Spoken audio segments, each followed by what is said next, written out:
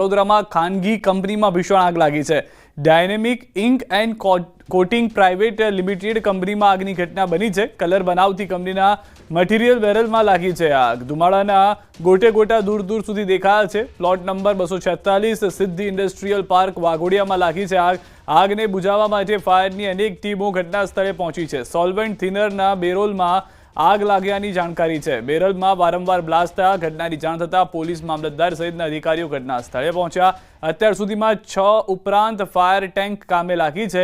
આગની ઘટનામાં કંપનીનો શેડ બળીને ખાખ થઈ ગયો છે। સોલ્વેન્ટ, પિગમેન્ટ અને સોલ્યુશન બેરલમાંથી ટેન્કરમાં ભરતા હતા તે સમયે આગ લાગી હતી। આગની ઘટના દરમિયાન 2 જેટલા લોકો કામ કરતા હતા। સદનસીબે જાનહાનિ ટળી છે। વધુ માહિતી ન્યૂઝ 18 સંવાદદાતા હાર્દિક પાસેથી મેળવીશું। હાર્દિક, સમગ્ર ઘટના કઈ રીતે ઘટી હતી? હાલમાં શું પરિસ્થિતિ છે આગને લઈને?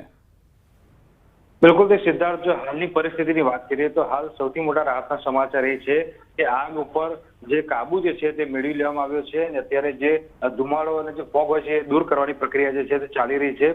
તમે કીધું પ્રમાણે કે આગ જે છે ખૂબ જ ભીષણ હતી।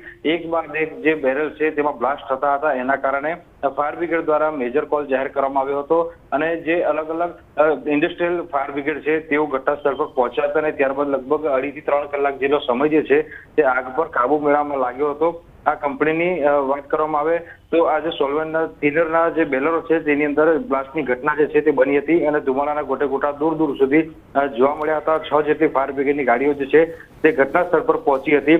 મામલતદાર સહિતનો સ્ટાફ જ્યારે ઘટના સ્થળ પર પહોંચ્યો હતો ત્યારે અત્યારે આગ પર કાબુ મેળવી લેતા તંત્રએ રાહતનો શ્વાસ લીધો છે।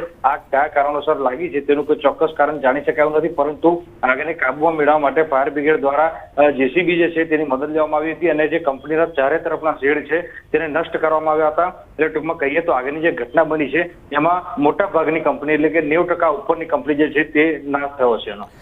સૌથી વધારે મહત્વની વાત અહીંયા આગળ એ પણ હતી હાર્દિક કે આસપાસના વિસ્તારમાં આગ ન પ્રસરે તે પણ કાબુમાં રાખવી, તેને લઈને પાણીનો મારો ચલાવો, તે કઈ રીતે આખી પ્રક્રિયા હાથ ધરવામાં આવી?